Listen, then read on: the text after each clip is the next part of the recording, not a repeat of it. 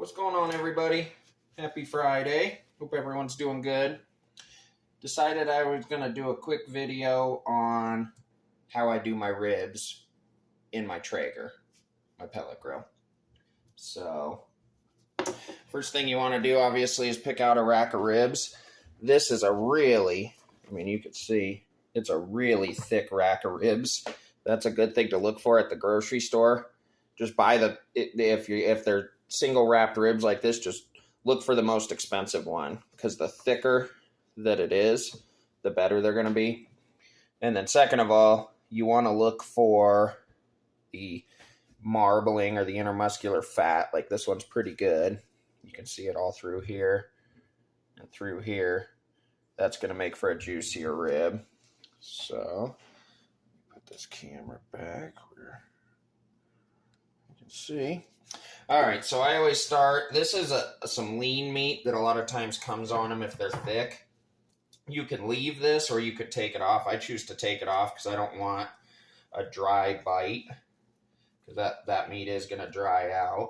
It's not going to be as good as the dark meat, so I just go ahead and take that off. And then this fat here, I just get the knife up underneath it.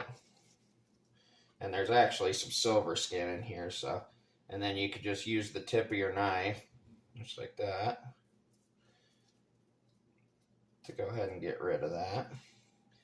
Now you could leave it, but that silver skin, which is kind of the layer under, in between the fat and the rib, can be kind of tough, especially on ribs, because we're not cooking them long enough to break that down. On something like a brisket that might be on for, 10 hours or whatever, you'd actually break down that silver skin and you never notice it. But on ribs that don't cook as long, you kind of want to try to get as much of that off as you can. And then there's one really, really thin rib here, so I usually just go ahead. Let's see here. Which way is it going? It's going this way. I just go ahead and take that guy off. So... Alright, so that looks pretty good on the top. You could take a little bit of this fat off too if you want. You don't have to. This stuff doesn't really have any silver skin under it. I'll go ahead and take a little bit off. Leave a little bit here. Okay. Looks good on the top. Now, you're always going to have this flat meat. That's probably just going to burn. So I go ahead and take this off. You could save this meat if you wanted. Use it in a roast or something. I usually just end up throwing it away. Looks like the butcher put a big gash in it, but that's okay. And then we got the membrane here. Membrane, I always take the membrane off because it could be kind of chewy. So best way, butter knife. Just work it right up under. I go about, maybe about 2 ribs in. Work it up underneath. Just like that. And then work your finger up underneath there. Once you get all the way across, grab it, push down with your butter knife. Boom, comes right off. Okay. Now, these flaps of meat here, I don't know if you can see it. Those got to come off because they will burn. So, get your knife, cut that off. And then actually, this is all, I think I'm going to leave this on because it's thick enough. The ribs start about here. This is all just pure meat here. Usually I cut it off because it's really thin, but this rack is so thick, I think it might be okay. So I'm going to leave it on. And then just kind of, some you got to trim up a little bit more than others. It depends on where you get them. I ended up getting these at the grocery store. All right, those look pretty good. So go ahead and get this guy seasoned up here. Okay, for the seasoning, going to start what I like. You can use whatever you want. But Holy Voodoo, this is a little spicy. It's got some jalapeno in it and some brown sugar. It's good. I like it. So we're going to put quite a bit on there. But I like to stack my seasonings a little bit. So I'm not going to put too much because then I'm going to come over the top. Honey chipotle. Or actually, this is just honey killer bee. A little bit of this over the top, not quite as much. Combination that I figured out works, and then a little bit of coarse ground black pepper.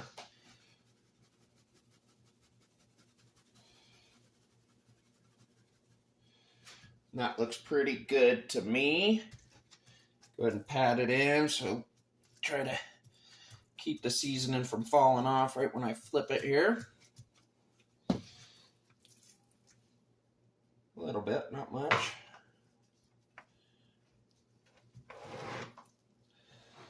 Okay, and then clean hand, dirty hand. So dirty hand, clean hand, hasn't touched nothing. That way, not contaminating all of my seasonings. And really, I don't think the order really matters, so I'm going to start with the honey chipotle killer bee, or the honey killer bee. This isn't the chipotle, that's just the honey. Holy Voodoo again. Good, good stuff. If you haven't tried this Holy Voodoo, I think you'll really like it. It's delicious. You can get it at Ace, or I get it at the Big R Western store up the street from my house. That looks pretty good there. This is a big rack of ribs, so I'm going to season a little bit more than I usually do. And then we'll go across again with the pepper. Coarse ground black pepper. Gotta hit it with the pepper. All right.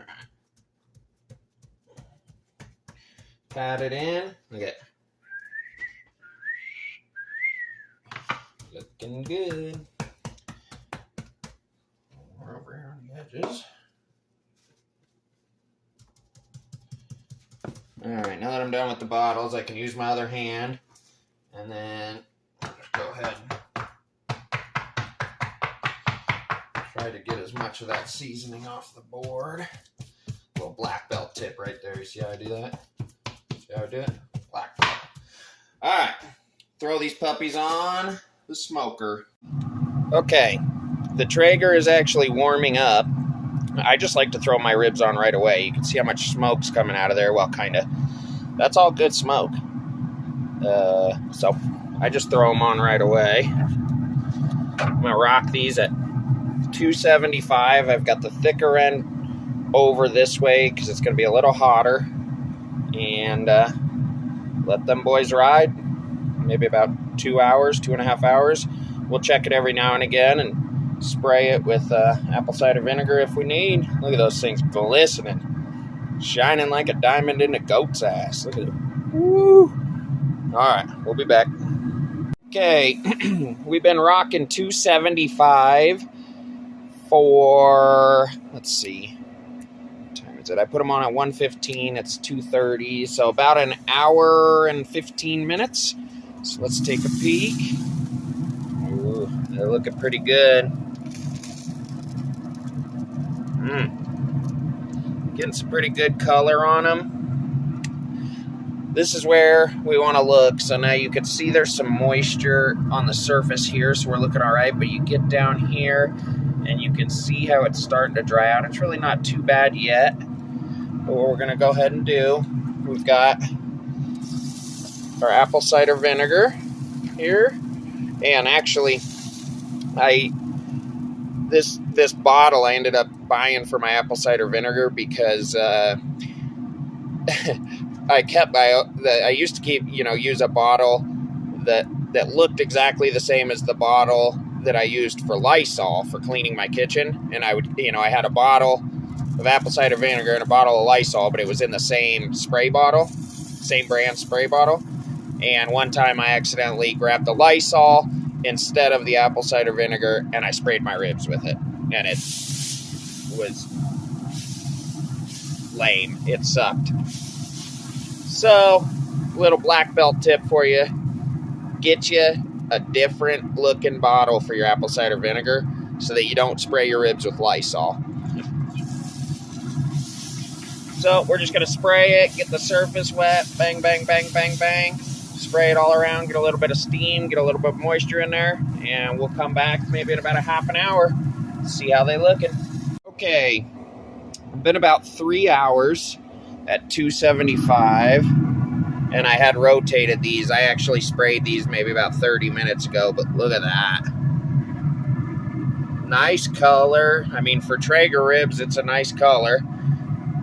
If I was using my pit barrel, I'd probably get a little bit more color, but that's okay. We've got good pullback starting on all the ribs. I mean, look how thick that rack is. Just juicy and delicious. So these are looking good. 3 hours, 275. We're gonna pull them, and I've got my insulated glove. I just use a cotton glove and put a rubber on it. And so we're gonna pull these, and I'm gonna bring you inside, and we'll show you how I wrap them. Look at those. Oh, oh, oh, oh. All right, we're going inside now. Okay, I gotta prepare the sauce. I really like this Smokin' Butts barbecue sauce. It's a Colorado company. Let me see here. I can't remember where they're at. Florissant, Colorado. Good stuff. I've used it a couple times, and I really like it. So it does have a little bit of sweet tomato puree, tomato paste, brown sugar, vinegar, sugar, hickory smoke. So anyway, I get this at the Big R also, Western store. What I like to do is I'll actually take this. I don't know how well that's going to pour. Hopefully I don't make a disaster here.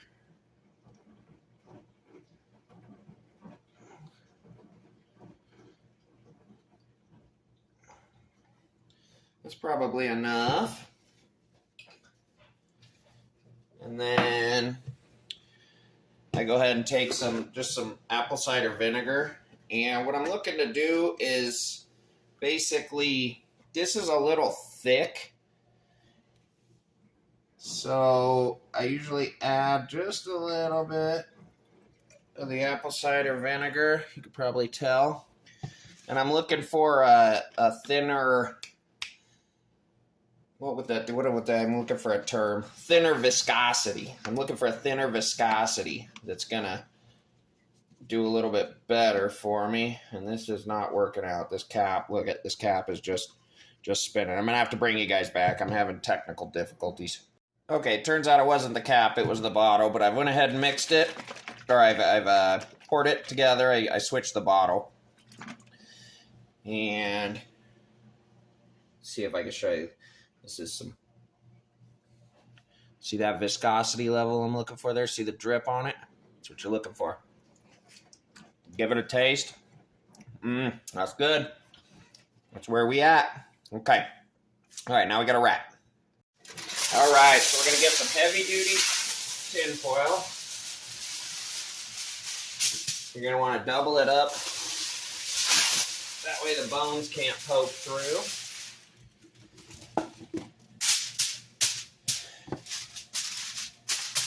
All right, I'm going to take my apple cider vinegar, just get everything wet. And we're going to take our proper viscositized sauce, and we're just going to, oh, there's some chunks in it. Need to shake it a little bit more, I think. Okay. Oh, come on, Chunky. Oh, my God, I'm making a mess. Oh, boy. Get out of there. Oh! Okay. Get some on the bottom there, or on the tin foil.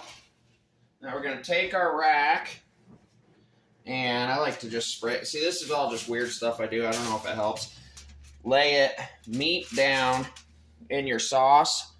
Okay, now take your apple cider vinegar, get it wet. Take my proper viscositized fucking sauce. Oh my fuck. Alright, well, now I gotta clean because, as you can see, I made a fucking mess. But that's about what I'm looking for there. Hey. So, we're good. You can take this glove off. Now, the way I wrap, I just ding, bring it over, You want a pretty tight wrap. It'll cook faster that way. So, and then I just bring this side over. Just like that. Just like that. And then go like that. Nice and tight. Now I just choose, once you've got tinfoil on these, you don't have to keep them on the smoker. Obviously the smoker has no effect after you put the tinfoil on, so I just cook them in the oven. So these are gonna go back in the oven at probably 325, maybe about an hour. I'll bring you guys back and show you what they look like done. And in the meantime, I gotta clean up the fucking mess that I made. Okay, I got my mess cleaned up, and these ribs have been in the oven 325 for probably, I would say, 45 minutes maybe. So this is where you just want to kind of keep checking them so we don't overcook them.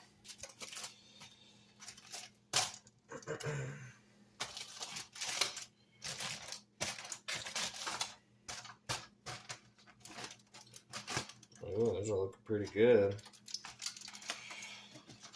All right, you can see peeking through a little bit over here. Feeling pretty floppy. Again, insulated glove on. So we can actually just flip these over. We can take a peek. One way that I check is I'll actually do a flop test on them. So I get my tongers. Let me back this camera up. Go about halfway. Oh yeah, these are done. See the flop on them? See the flop? And when I don't know if you can see, but when the meat starts to tear like that when you're flopping, here, hold on. Let me back you up so you can see the epic flop on these things. Here we go. You ready? Look at the flop on those things. Look at the flop. All right, and when you're flopping and that meat starts to tear, they're done. So let's take a peek. You want good pullback, and you can see just how thick those ribs are. We got some pretty good color on them for Traeger ribs, for pellet grow ribs. So now what we're going to do is we're going to go ahead and we'll probably put a little bit more sauce on here, and I end up putting them back in the oven on the broiler for about 5, on the low broil. Bottom rack, low broil, so it's as far away from the heat source, but it's not the heavy heat of the high broil, the low broil, for about 5 minutes to tack all this up. You really don't have to. I mean, this looks fabulous. But, so, let me set you back up here. It's getting wild. As you can see, I cleaned up my, yeah, there's a better angle. Let me show you the flop. See the flop? Look at the flop. I mean, the flop is epic. Okay. So, yeah, there really isn't much sauce in there. So I'm going to take, and hopefully I don't have another catastrophe here. Oh, where am I? All right, I'm going to have to come back. Okay, we're back. We set the sauce. Again, low broil, low rack, 5 minutes with the sauce that was in the tin foil. I then opened it up. I threw a little bit more sauce down. Low broil, low rack for another 5 minutes. And they're looking pretty. I mean, for Traeger ribs, usually I always like do my ribs on my drum smoker, but I burned it up and it needs some repairs. So could have done the Weber kettle or one of my other smokers, but you know, the Traeger, it does, I mean, it's got some good color on it. And it's, you know, I didn't feel like dealing with anything. I just wanted to set it and forget it. I ended up using hickory on this. Recap: Holy Voodoo, Honey Killer Bee, coarse ground black pepper. 3 hours on the smoker until it got the color that I wanted. Pulled it, sauced it, splattered sauce everywhere, made a giant mess, put them in the oven. 45 minutes, 325. Pulled them, checked the flop, checked the tear, the flop tear. It was on point. Pullback's on point. Everything's on point. Decided they were done. Put them in. Set the sauce. Low rack, low broil, 5 minutes. Put more sauce. Low rack, low broil, 5 more minutes. And here we are. So now we're going to just let these guys sit for maybe 30 minutes. Let them cool. And then we're going to dig in. And I'll bring you back for that bite. Stay tuned. All right, I already cut into them, but I forgot to press record. So, Money Shot 2.0 here. Bing! Look at that. Smoke ring on top. Juicy. You can see the juices just flowing. Let's see. Oh. All right, let's take that bite. Okay. So I've managed to just do one. Forgot to press record. So, smoke ring to die for Traeger ribs. That's good. That's at 3 hours. Good looking smoke ring. Juicy looking. Absolutely fabulous. So, let's see. I don't want to do this here. Let me flip it over. I'm going to go in for that bite.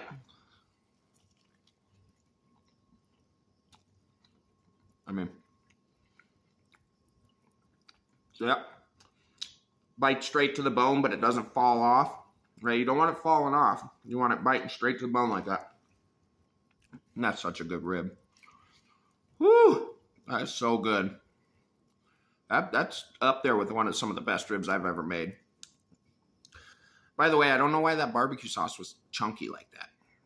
I don't think it was like that before. The situation where it splattered all over my wall. I don't know. I got to look into that, but it well worth it because that sauce is really, really good. But use whatever you got. That's what barbecue's all about, just trying different things. Here, let's go for one. Yeah. You know what I mean? Okay. Little lollipop. Lollipop, a lollipop.